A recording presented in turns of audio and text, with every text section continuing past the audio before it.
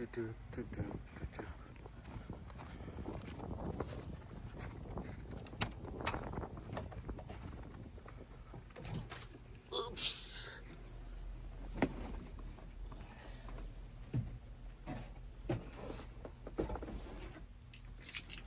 Hello guys, welcome to another video. Welcome to the channel for those who are coming on here for the first time. So today I'll be going on a rather long drive, and then just touring around my area. That's the heater I installed. Works pretty good. Today it's just below freezing, about 27 degrees Fahrenheit. You can see I have some frosting on the windshield. It's still quite cold outside. It's been a couple of days I haven't driven the Roxor, so the frost has had time to settle in. There's what I just showed right now are just little spots where I have air leaking into the cab. There you have the windshield, and I have some tape covering the larger areas to kind of reduce the amount of wind getting into the cab when you get it up to speed. My Roxor is a 2018, and the early 2018s, if you disconnect the speed sensor, you can actually go quite fast. As you can see, mine is stuck on 249.1 miles. Since then, I've added about, I would say, at least 40 to 50 miles. The run into town one way is about 10 miles. So when I go into town and I come back, that's 20 miles. And then I usually always, I tend to make a detour and stop by the lake, which adds a couple more miles. So I got everything started here. I have a 2-speed control on the fan, and just let it warm up a little bit. When it starts out, it's usually a bit rough. Just give it a few minutes and then it smooths out. So we can start rolling slowly. Pull ahead. And this is mid-December 2019. On the Roxor website, they've been adding quite a few accessories. Very interesting accessories. My first stop is gonna be at the trash can. This being like a little pickup, I put stuff in the bag, and on my way out I drop it in the trash. So I don't leave stuff there, it's just when I have to take it out, I take it out of the house and then I put it in the bag and I haul it to the trash, the dumpster, which you see right there on the right. So here I am at the dumpster, finished emptying the bag and hopped inside. The steering looks a bit untidy because I still have the blinker kit I have to install. I just haven't had the time and the opportunity. It's one of those things you don't want to get it wrong. It has to be right. Otherwise, you start having electrical gremlins on your Roxor. It warms up pretty fast. I just brought in an extra pair of gloves in case. Those are not really thermal gloves, but they help to keep your hand dry and a little bit warmer than having your hand out in the open. So we get on the road. That's the little side street.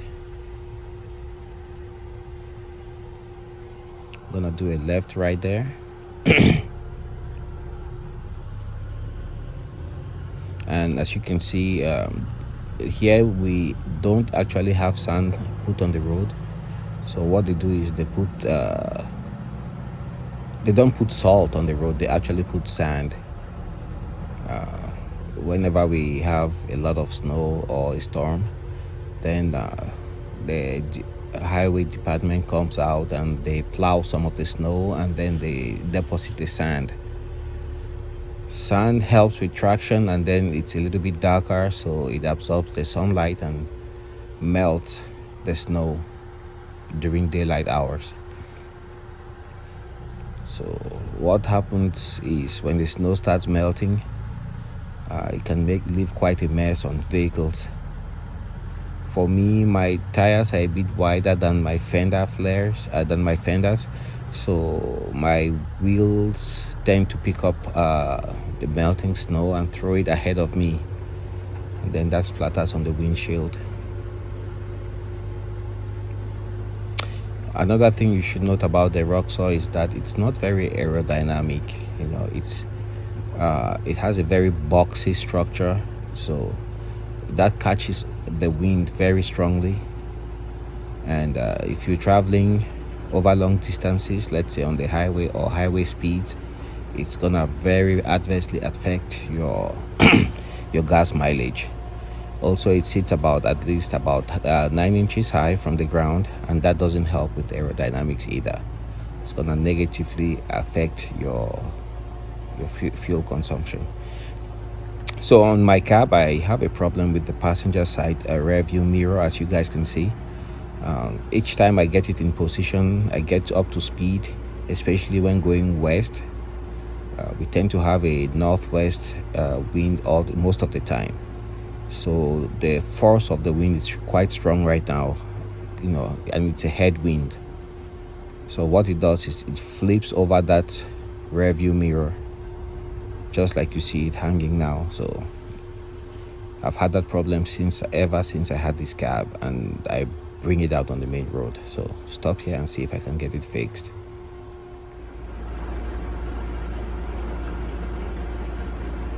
It's warming up. I did my little repair on the mirror. All what I had to do was just twist it clockwise, and that holds it in place. But again, when I get up to speed, it flipped again, as you can see. So out here you just have the wide open country.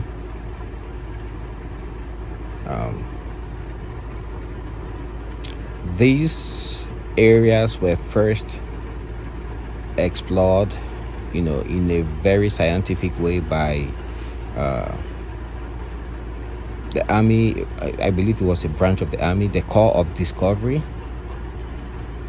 And the Corps of Discovery was commissioned by Thomas Jefferson, with the main goal being to explore the recently acquired Louisiana Territory, and that was in the early 19th century. So these two gentlemen, Meriwether Lewis and William Clark, Lewis and Clark, those are the guys. Meriwether Lewis was a captain, and William Clark was a lieutenant. They set out from Pittsburgh in 1804, and they went all the way to the Pacific Ocean. And the main route that they used was to use the Missouri River, and to look for a passageway for trade, and also to establish an American presence on the Louisiana Territory and points west of that. So they actually explored a lot of these areas, documented their findings, mapped the area, and also came in contact with local Indian tribes. Back in the day, you had trees out here, but over so many generations, most of that has been cleared for farmland, and also for grazing of cattle, sheep, and buffalo. So we have what we have right there is an abandoned rail line. It headed north towards Canada. That's north would be towards my right, the right of your screen. Driving in these conditions, you have to remember, engage four-wheel drive, 4 high. Two-wheel drive just doesn't cut it. Your tail will try to, the rear end will try to fishtail on you, and you could end up in a ditch. Another thing to note here, my last video, I actually sped up the longer parts, the boring parts, but that resulted in a lot of camera shake. I don't have a stabilizer. Everything is just handheld, and I don't have a gimbal. I just use my hand and hold the camera. One thing I want you to note is just the steering wheel. See how stable it is. So the Roxor is a very stable platform. I don't have any form of lift, just 2.5-inch spacers. Here we're entering the town of Stanley from the north going south.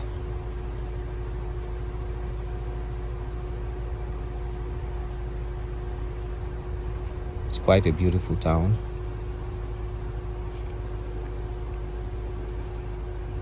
On the right you have the water tower.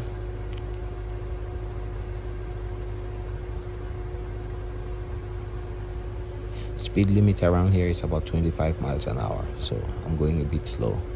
On the left you have the Prairie Golf Course, and the overpass you see right there is where the Amtrak trains go by. Immediately under, as we go underneath, on the left you can see the sign for Amtrak. Amtrak is on the left. That's where they have their train station. And this is town. Have a mixture of businesses, banks, mom and pop shops. On the right I believe there's the coffee shop where the locals meet. Yep, right there, somewhere right there. Joyce's Cafe. So that's where most of the locals meet in the morning, have coffee, and talk about what's happening around town. Very nice people. On the right you also have a dealership. I mean, it's still amazing to see towns this size having a dealership. It's a very small town, but it doesn't just serve the town, it serves surrounding farmers, and farmsteads. So all those farmers can actually buy and service their vehicles right there at the dealership without having to travel hundreds of miles to the bigger towns. You can see the socks on the poles. Christmas is in the air, and again quite a bit of sand with snow melt occurring. On the left you have the park. It has a swimming pool, swings, slides. Right in front of me there's a trailer park. So we do a right turn here and head west for about half a mile, maybe a mile.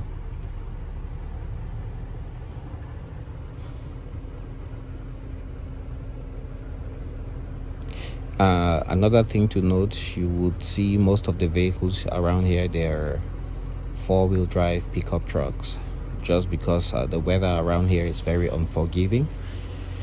It's quite harsh during winter, so people tend to use vehicles adapted for the conditions. You still see little cars, sedans, but for the most part you see pickup trucks, big SUVs, and all of them with 4-wheel drive. Even most of the smaller vehicles would have all-wheel drive.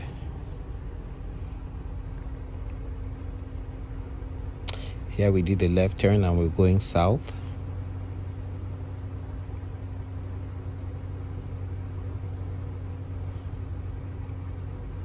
On the left you will see the car wash, and it actually has a stall for trucks. The very first stall you see on the left is for trucks. It's bigger. And then right in front of us to the left you see newly constructed housing that was built within the past 5 years. I believe that belongs to the company called Target Logistics, and it houses contract workers for companies, big multinationals and even smaller companies.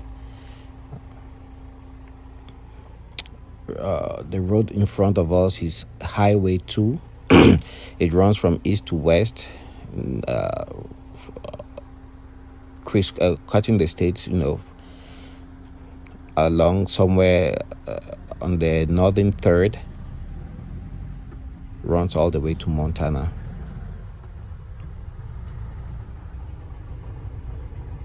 It's a major highway, and just runs parallel to Interstate 94, which is about, I would say, about 60 miles south of here. So we're gonna make a right turn and head into the gas station. And here we are at the gas station. Took a few pictures. For my Roxor, I use regular diesel. Diesel is available in 2 flavors. You have the dyed diesel, which is not taxed, and it's meant for off-road use. That's what the farmers would use in their combines and their tractors and farm equipment. And then you also have the clear diesel, which is what I'm using right now. And this is what is used for vehicles that get on the roads. A portion of this diesel I'm buying right now is taxed, and that's used for road improvement projects. Even if you intend to use your Roxor almost exclusively off-road, it's just a good practice to use regular diesel in case you happen to find yourself once on the main highway or the main road, public roads. So the side of the Roxor is really dirty, as you can see, and the reason being that you can look at my tires. They extend a little bit beyond the fenders. They extend quite a bit, not just a little bit. Okay, so we'll proceed with cleaning the windshield.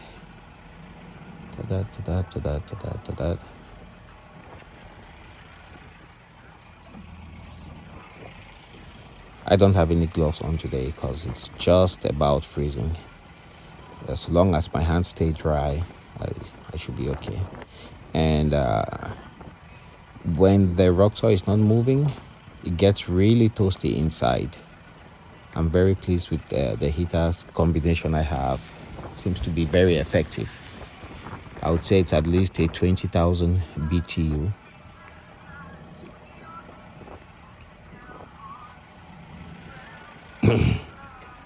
One other major place I found, talking about the mirror, you see, when I twist it clockwise, it stays in position. Well, if you look at it closely, you realize the top part is a bit bigger than the bottom. It's biased towards the bottom.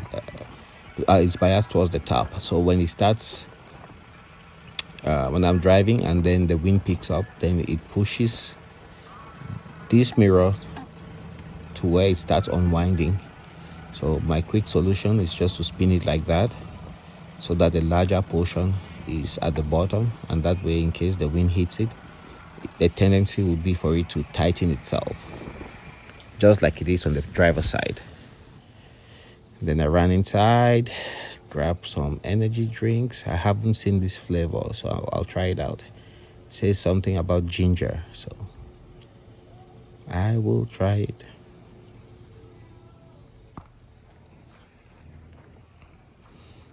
And we head back to the Roxor.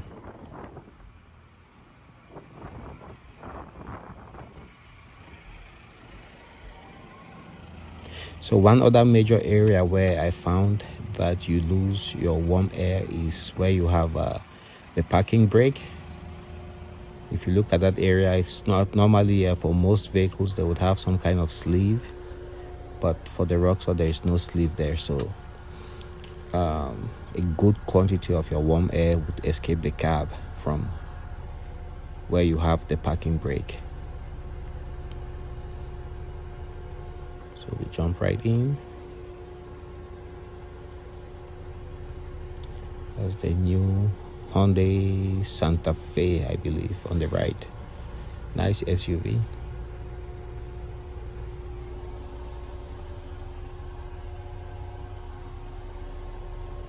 Have a car wash. I would have loved to have had a wash, but that would really not serve any purpose. It's just too soggy and wet outside. I would immediately get the rocks all dirty again. So that is going to be for another day when things dry up or things freeze enough. Do a quick right turn.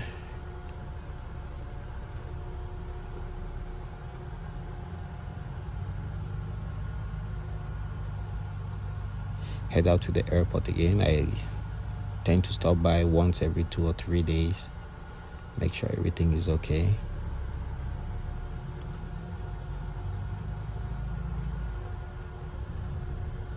Have this little short stretch, bumpy. And as you can see, trees can actually grow very well out here. And most farmers would use trees as wind breakers. And trees also help to stop snow drifts in winter. So you find most farms around the house, around the home, and the barns, they would have a line of trees to stop snow from piling up around the house, drifting and piling around the house, around vehicles and whatever they have in the yard. But for the most part, a lot of the land out here has been farmed, so you won't find many trees. It's just wide open country.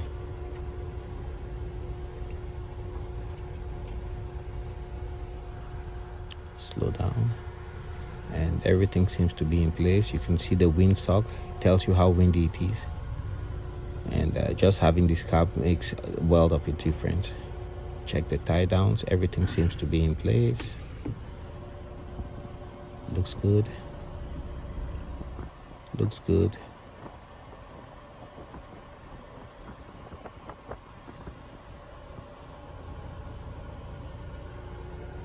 No worries there, so we're good to go.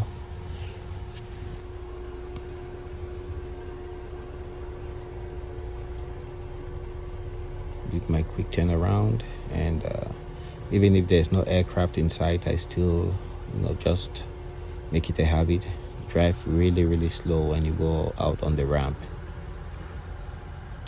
As soon as you get on airport property, aircraft always have priority, so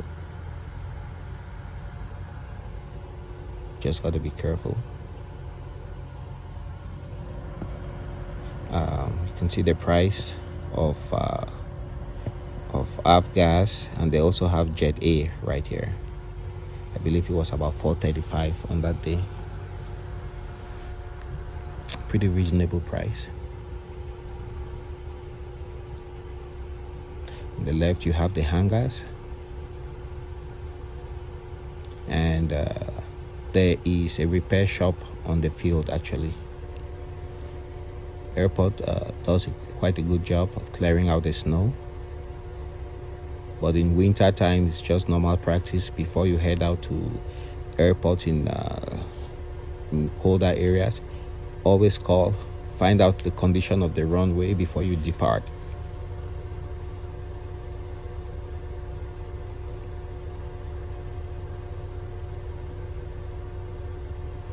And there we just left the airport.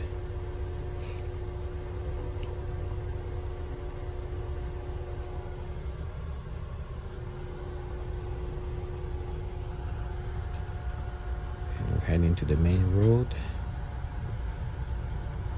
and short stretch, we can pick up a little bit of speed here.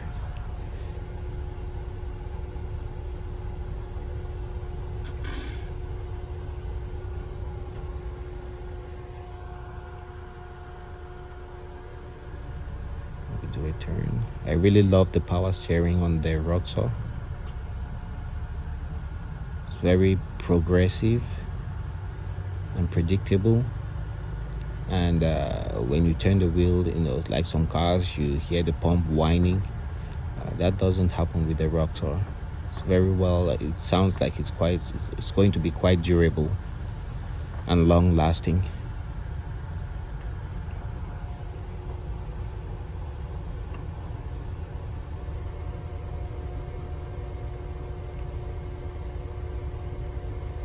I really enjoy the handling of the Roxor on these dirt roads. the wheelbase being a bit longer than like the Suzuki Samurai, and I haven't ridden yet in any of the CJs, but understanding that the wheelbase is a bit longer makes me think that the ride is much more comfortable. I believe, I haven't checked recently, but I believe my tires, I'm running a pressure of about 30 psi. So, and my ride is, for me, I think it's quite comfortable and predictable when I'm riding on bumpy roads. Some people go a bit lower on the pressure, but yeah, that's the pressure I run on mine. And I would say about 90% of what I do is on-road driving and a little bit of dirt road driving. On-road and dirt 60, 45, 60, 40, I would say. 60% being on-road, improved roads that are paved. So we cross Highway 2, and like I said, on the right you have Target Logistics with their housing.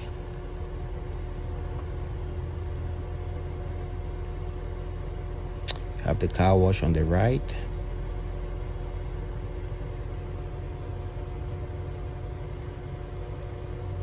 It won't take very long before the windshield gets dirty again.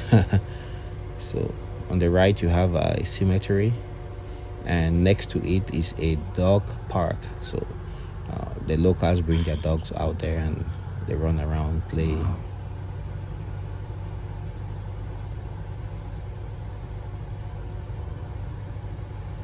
It's quite a big cemetery.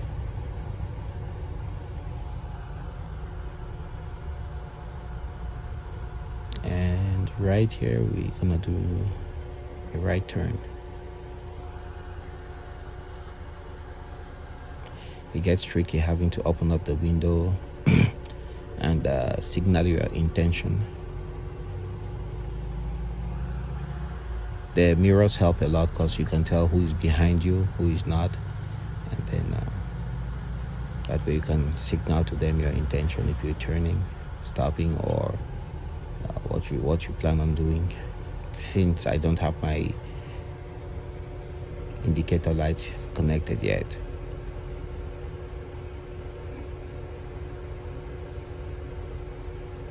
So today I didn't see other side by side. Last time I saw a couple. They tend to come out when the weather gets really bad and there's snow on the ground or like a big storm. That's when the guys bring out their side by side. But today I found an interesting sight. I saw a smart car. If you look straight ahead, that little white dot is a smart car. We'll be doing a left turn here shortly. That's a very strange sight out here. That thing is just so tiny. You wonder how people get in there. And you're driving alongside all these big F-350s, full-size pickup trucks that are lifted. Scary. And I just noticed there's quite a bit of snow on behind the driver's seat right there. You can see it piled up really good. That would happen when you have tiny openings in the cab, and out here it gets really windy. It's very windy, and the snow flakes would find their way into the cab, and over a couple of hours it's gonna build up like that.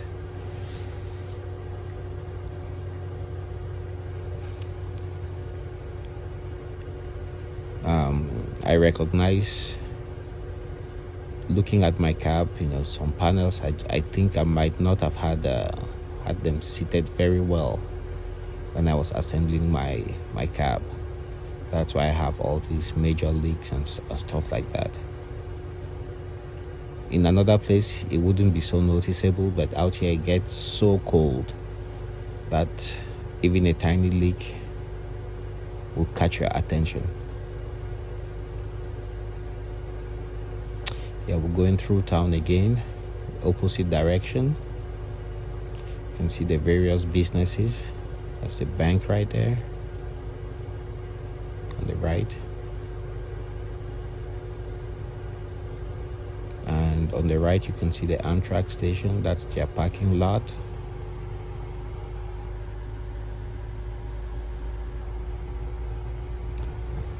Go beneath the overpass.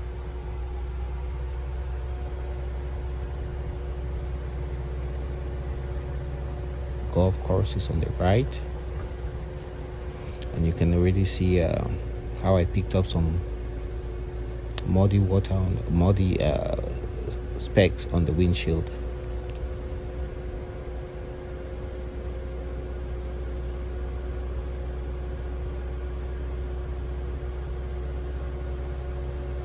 So we're just about leaving town right now. We are on the north side of town.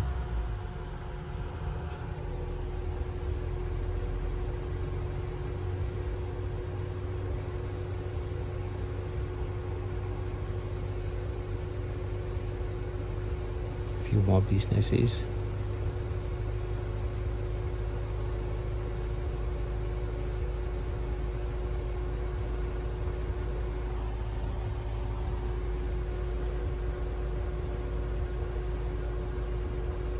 So while we're driving along, we'd just like to let you guys know a few more things have popped up on the Roxor website. So we can talk about a few of the things that new accessories that are available. One thing which I did not find on the website is the fan shroud. The late 2019s and I believe the 2020s all seem to have a radiator fan shroud. This was not available on the early Roxors, so that would be something I would be interested in getting. But for now, there's just no way where you can get it. There's no part number, and I just have no idea where you can get the fan shroud for the radiator. So among some of the things that are available right now, you have padding for the rollover protection system.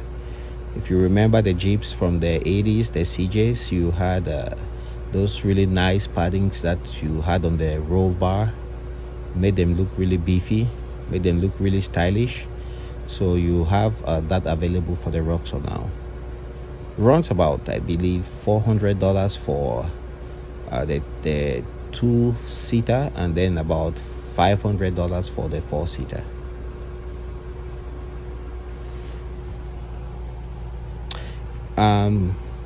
The rollover protection system also comes in a pickup configuration now. If you look at the current Roxor, you see it has those two bars descending towards the bed of the Roxor. So they do away with that, and then it looks more like a pickup truck. And I believe that comes, you can take that configuration without any additional financial penalty. I also want to talk about the sound system. So Rockford Force Gate has a sound system for the Roxor. It may seem a little bit pricey, but you have to bear in mind the advertisement they have on the website simply lists the sound system, the head unit, and two or four speakers. I'm not very sure how many. It's not very clear on that, but apparently it's like you get the head unit and two speakers that go in the dash, and then for some extra money you get a harness, and then two torpedo speakers that go in the back, the rollover protection system. Again, this is marine grade speakers. It's a marine grade system, and it may seem a little bit pricey, but it comes with a harness, and I believe it should be plug and play. It's also worth noting that when you buy the sound system, the stereo system, it comes with a completely new dash panel. because the speakers go on the panel on the dash, and I believe they might not have wanted people drilling those very big holes or cutting out very big holes in their dash. That's a good way to have your dash all scratched up and looking unattractive. So it comes with the head unit and the two speakers, and the switches would have been moved to much further right, because that's where the speaker is going to reside on the driver's side, where you have the switch blanks.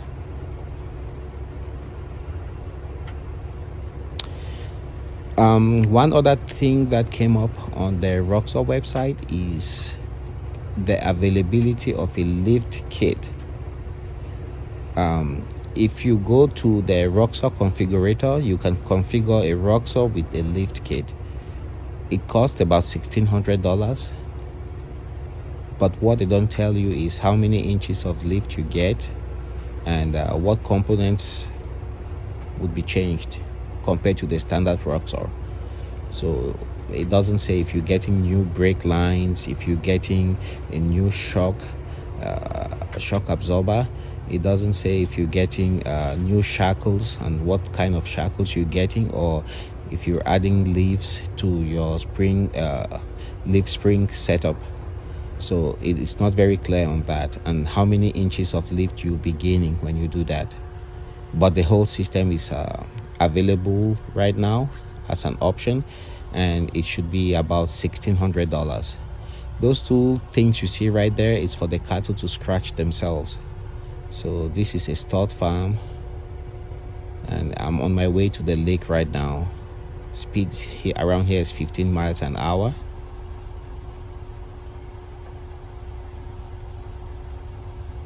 Lots and lots of bales to feed the cattle during the winter. So yeah, the lift kit finally is available from Roxor as a factory option, and it will be interesting to see the first people who buy it and what it looks like and what all is changed compared to a standard Roxor. The next thing we'll talk about is a power distribution system. If you remember, Dirt Legal realized that our Roxors would need many accessories, and they've been offering for quite a while now a power distribution box that you mount inside your cab. So Roxor has picked up on the idea, and they have a power distribution system. Main difference being that the Rox Power, that's how they call it, Rox Power, is configured for plug and play. So all what you have to do if you have to add accessories is you just go to the box, plug them in. It's an all new, brand new design, and it's patent pending. So I guess they filed already for a patent for that. Very little specifics about it. They have just one image on the Rox Power, but from what I understand, it will have outlets where you simply plug in whatever accessory you have to add. Right now, inside the cab of the Roxor, I believe they have just one of those power outlets, and that's used for, you could use it for the light bar and the MTX sound bar, Bluetooth sound bar. Rox Power will change all of that.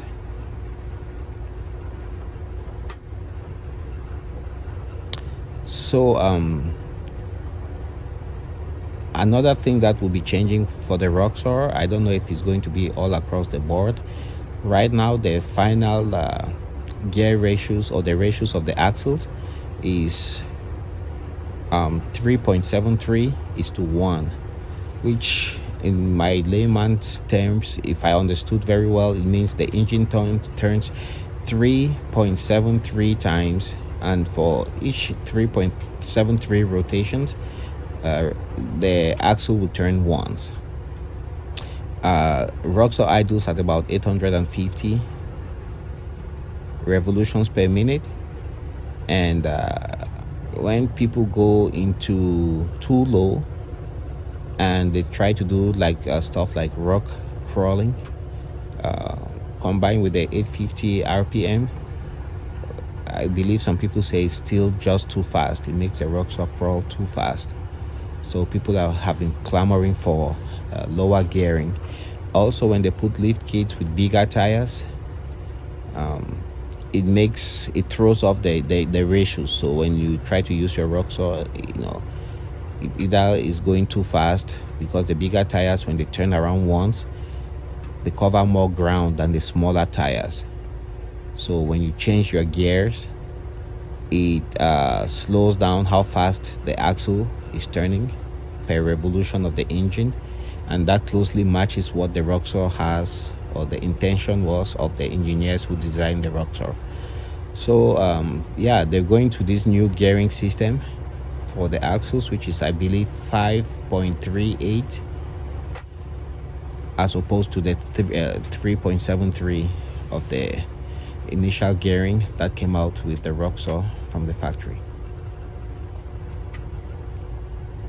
Of course, it's a Dana 44 type axle. So I believe for the Roxor you can use Dana 44 gears, but you have to put a shim to make those gears work.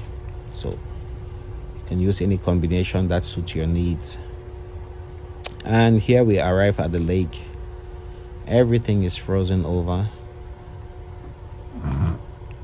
Just look around.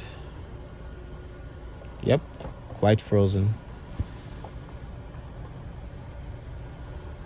Another accessory that came out is the side steps. So it looks like a what you would call like a rock slider, but they went on. Okay, so what I'm doing here, I have a variable tune on my Roxor from a company called Dieseltronic. This is used in the Thar in India. So I put P2. It's a change on the fly, so I don't have to step out of my cab or do anything like that. It works through Bluetooth. So P2 is like the high performance setting. Tried to plow through that and I got stuck. A little bit of rocking back and forth, and the Roxor is out. I don't have the best tires. Those are street tires for good weather. They don't have very, very aggressive cleats or threads. So, but it was just driving around and getting a little bit of fun in the Roxor. So with the P2, and I also have the boost increase valve, which basically multiplies by 2 the boost pressure. Normal boost is 8 psi on the stock Roxor, and I am pushing about 16 psi on my Roxor, and you can absolutely feel the difference in performance. I used it I used the boost increase valve for a little bit, and then I realized I was over pressuring the intake and I was losing compression. And they have Dirt Legal has an intake bracket that holds your intake in place when you increase the boost. It's about $60, I believe, between $50 to $60, and you can get it from the one-stop shop for the Roxor, Dirt Legal. So like I was saying, they have these new side steps, about $600, I believe, that they sell it. They look really, really nice. They're well made, and if ever I get the means, I would love to have my hands on one of those. Because what I have right now is the regular ones that were available previously from Roxor. Problem with that is the way it's positioned. When you try to get into the Roxor, it makes you want to slide off. And if you slide off and fall, then you have that door latch that's waiting to stab you in the ribs. So now I don't use my steps anymore because it's so wet and slick out there. So I just lift my leg as high as I can and step directly into the cab.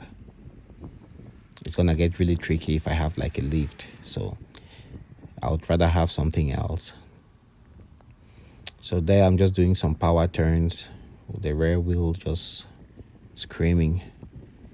And yeah, the Roxor does very well with those power turns.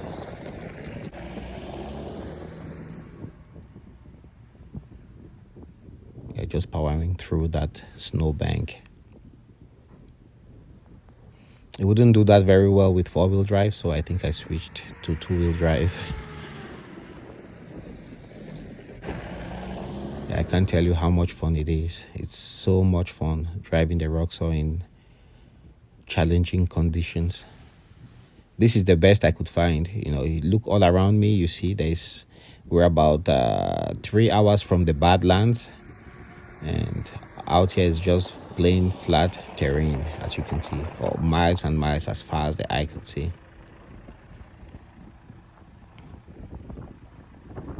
So I just stopped, did a quick look around. That's for the high lift jack. I have it here in the bed. The reason I took it off is when I tried to go into the garage, it's too tall and it hits the garage door. I realized I broke my side mirror. It must have had some rocks thrown on it when it was facing downwards. My snorkel is from Dirt Legal.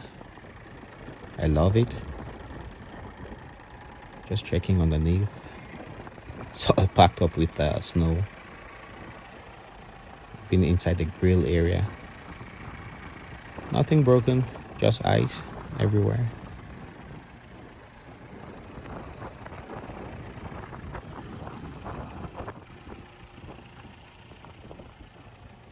Everything's still in place.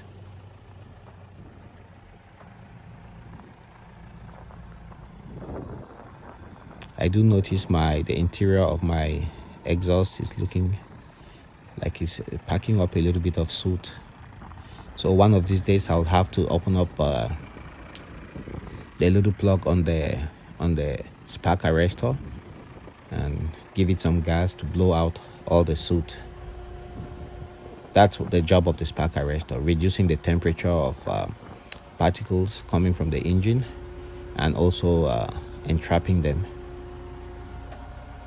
But over a period of time, what that does is it starts creating back pressure that robs you of your performance. So what some people do is they basically take out the spark arrestor.